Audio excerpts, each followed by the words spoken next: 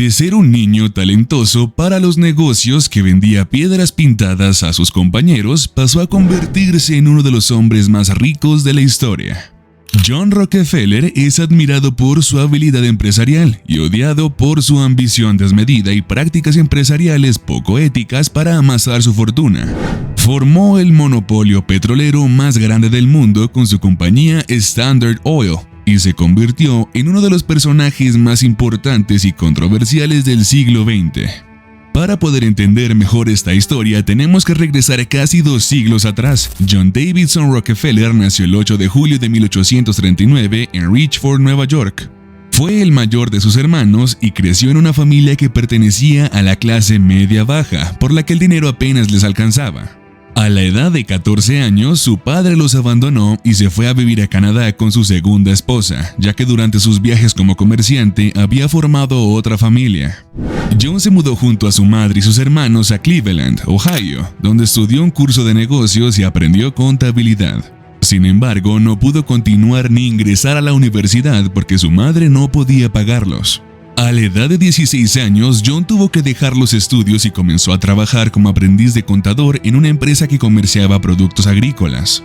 Ganaba 50 centavos al día, lo cual no era mucho en ese momento, por lo que también buscó hacer trabajos extras en otras empresas.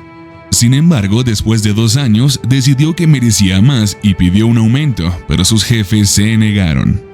Ante la negativa de sus jefes, decidió renunciar y se motivó a superarlos e iniciar su propio negocio de productos agrícolas. Se asoció con su amigo Maurice Clark, quien había tomado el curso de contabilidad junto a él, y juntos fundaron su propia empresa de productos alimenticios. Necesitaban $4,000 de capital, de los cuales Clark tenía 2,000, pero el joven Rockefeller solo tenía 800 de ahorros. Fue entonces cuando decidió recurrir a su padre, quien le prestó la suma que faltaba a un interés del 10%. Comenzaron a comercializar heno, granos y varias carnes, y en 2 años registraron ventas por casi $500,000, de los cuales obtuvo una buena fracción como comisión. El joven Rockefeller estaba en el camino correcto para cumplir su sueño de ganar $100,000. El negocio de productos alimenticios fue su primer gran éxito en su creciente carrera como empresario y todo parecía marcharle bien. Sin embargo, en 1861 se desató la guerra civil en Estados Unidos y John fue llamado para el reclutamiento, pero evitó ir a luchar pagando a otra persona para que lo reemplazara. Esta decisión hizo que Rockefeller estuviera en el momento preciso para aprovechar el momento histórico que se viviría en Estados Unidos con el descubrimiento del primer pozo petrolero estadounidense en 1859. Pronto comenzaría la fiebre del petróleo de Pensilvania, donde solo en el primer año se produjeron 4,500 barriles de petróleo. Fue cauteloso en su decisión de comenzar a invertir en el negocio del petróleo, ya que había visto cómo muchos empresarios caían en la ruina antes de encontrar petróleo. Así que, astutamente, decidió dejar que otros empresarios invirtieran en encontrar el petróleo y él simplemente se los compraba. En 1863, junto a su socio Maurice Clark y el químico Samuel Andrews, fundaron Andrews Clark & Company para explotar el petróleo en Cleveland. En esos años todavía no se conocían todos los beneficios del petróleo, ya que los carros de gasolina no se habían inventado. Sin embargo, Rockefeller se dio cuenta de que las mayores ganancias que se obtendrían no estaban en la extracción, sino en la refinación, ya que el aceite podía ser procesado en productos como el querosén que la gente usaría en lámparas para iluminar las casas y la ciudad. Formó un equipo de químicos e ingenieros experimentados quienes optimizaron el proceso de refinación y descubrieron varios usos para los subproductos como la cera de parafina, alquitrán y nafta. Las primeras refinerías en Cleveland solo podían operar con una eficiencia de alrededor del 60%, pero con una buena estrategia Rockefeller logró superar ese porcentaje. Para 1865, después de una jugada maestra donde compró las acciones de su socio Maurice Clark en una subasta, Rockefeller se convirtió en el único dueño de Andrews Clark & Company, que pasó a llamarse Rockefeller & Andrews. En un par de años, logró convertir a su empresa en la refinería número 1 de Cleveland, que valía más de $70,000 y tenía una capacidad de 500 barriles por día. En 1867 se asoció con el empresario Henry Morrison Flagler para ampliar su empresa, pasándose a llamar Rockefeller Andrews & Flagler. Gracias a su buena administración y visión fría para los negocios, se planteó comprar todas las refinerías de Cleveland para acabar con la competencia mediante una estrategia poco ética y desleal. Para este momento, Rockefeller se había convertido en un hombre astuto y con cualidades depredadoras que iba tras sus competidores con la espada desenvainada. En este punto, su empresa había crecido demasiado como para administrarla como una sociedad, por lo que en 1870 fundó la famosa Stanford Oil, con un capital de $1 millón, donde él era el presidente. Con su empresa Stanford Oil, Rockefeller planeó ir tras sus competidores para convertirse en la única empresa petrolera de los Estados Unidos que vendía no solo en todo el país, sino que exportaba a diferentes partes del mundo. Para lograrlo, se propuso controlar las líneas ferroviarias, ya que eran el único medio para transportar todas las mercancías como el petróleo. Por eso creó el South Improvement Company, en asociación con las 3 principales compañías ferroviarias. Rockefeller acordó proporcionarles barriles de petróleo a un buen precio a cambio de que le hicieran un descuento en el precio de transporte.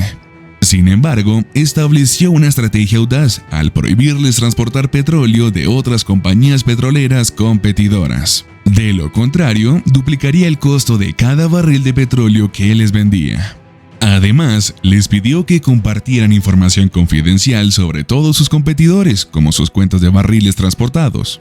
Con esta información, planeaba adelantarse a su competencia y crear estrategias para eliminarla.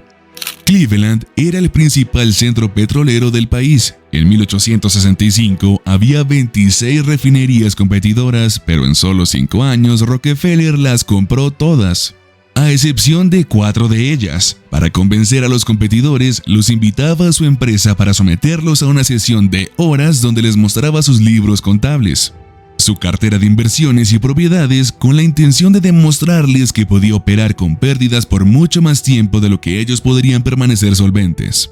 Prácticamente los amenazaba, indicándoles que si no le vendían sus compañías, se encargaría de destruirlos hasta el punto que tuvieran que subastarlas y las compraría a un costo mucho menor. En algunos casos les ofrecía posiciones en su empresa, poniendo así las mentes más brillantes de la industria bajo su control.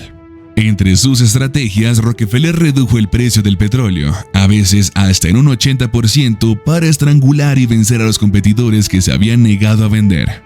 Hasta que en 1874 compró la última refinería de Cleveland y se convirtió prácticamente en el dueño de la industria petrolera de Estados Unidos.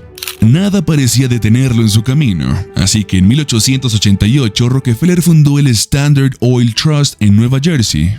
Con participación de más de 40 empresas locales, construyó una sede impresionante en Broadway para mostrar su éxito e imponencia. La compañía alcanzó su apogeo con 20,000 pozos de petróleo, 4,000 millas de tuberías y más de 100,000 empleados. El Standard Oil Trust se convirtió en el primer holding del mundo que agrupaba diversas funciones, organizaciones e inversionistas estadounidenses y de varios países del mundo. Sin embargo, en la práctica se trataba de un monopolio dirigido por Rockefeller. El holding era simplemente una estrategia para evitar que el gobierno interviniera con la normativa de la libre competencia. El Standard Oil Trust y las prácticas poco éticas de Rockefeller comenzaron a llamar la atención de la opinión pública. Diversos empresarios, políticos y medios de comunicación empezaron a atacar a Rockefeller. Esto llevó a que los legisladores de Ohio comenzaran a redactar regulaciones antimonopolio para acabar con su imperio, que parecía invencible. Desde este momento comenzó el descenso de Standard Oil Trust. El objetivo de Rockefeller no solo era dominar el negocio petrolero en los Estados Unidos, sino que planeaba controlar todas las refinerías de petróleo del mundo. En un momento llegó a tener el 90% de participación en el refinado mundial. Pero tuvo que renunciar a su sueño, no porque no pudiera lograrlo, sino por la presión social, como él mismo lo dijo. Nos dimos cuenta de que el sentimiento público estaría en nuestra contra si realmente refináramos todo el petróleo.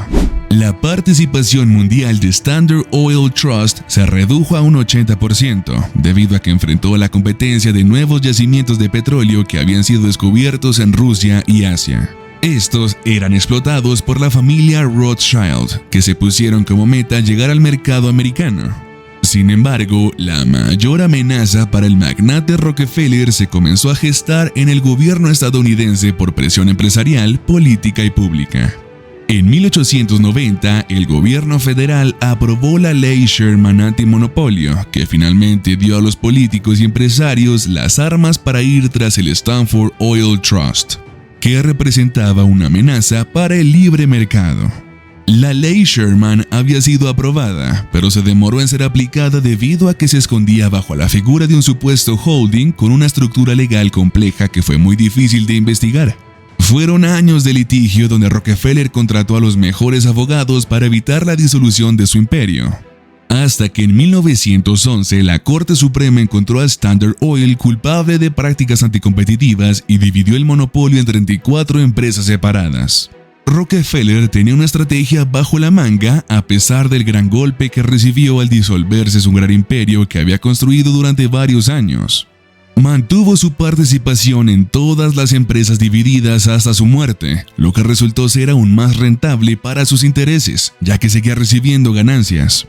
Se retiró de los negocios en 1895 a la edad de 56 años debido a que su salud comenzó a debilitarse por problemas digestivos, lo que lo llevó a perder mucho peso y lucir mucho mayor de lo que realmente era. Sin embargo, siguió siendo presidente de la Standard Oil hasta 1911 cuando se ordenó su disolución.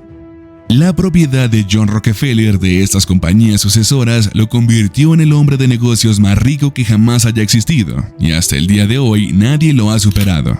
Ni siquiera Jeff Bezos o Elon Musk. Algunas de las empresas divididas se fusionaron y otras persisten hasta el día de hoy como el núcleo principal de la industria petrolera de los Estados Unidos en la actualidad.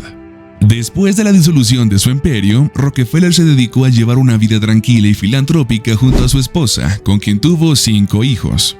Pasaba sus días en sus mansiones dedicado a disfrutar de sus billones jugando al golf y haciendo obras benéficas. Sin embargo, la opinión pública lo veía como un magnate severo y despiadado que no le importó pisar la cabeza de los demás para formar su imperio. Pero Rockefeller creía que se había cometido una injusticia en su contra. Para limpiar su nombre, estableció una estrategia de obras filantrópicas. Gastó casi la mitad de su fortuna en obras benéficas con la ayuda del clérigo Frederick Taylor. Ya que Rockefeller era religioso como su madre, llegó a donar millones de dólares para diversas obras benéficas. Construyó universidades y centros de investigación médica. Sin embargo, la mayor inversión y esfuerzo los puso en su fundación Rockefeller, que se creó en 1913 y sigue funcionando hasta el día de hoy. Su hijo John D. Rockefeller Jr. continuó con sus obras filantrópicas muchos años después. El 23 de mayo de 1937, John D. Rockefeller murió a la edad de 97 años en Florida, sin poder cumplir su sueño de vivir 100 años. Sin embargo, el niño reservado y talentoso para los negocios cumplió su sueño de ganar $100,000 de manera gigantesca, convirtiéndose en el hombre más rico de la historia.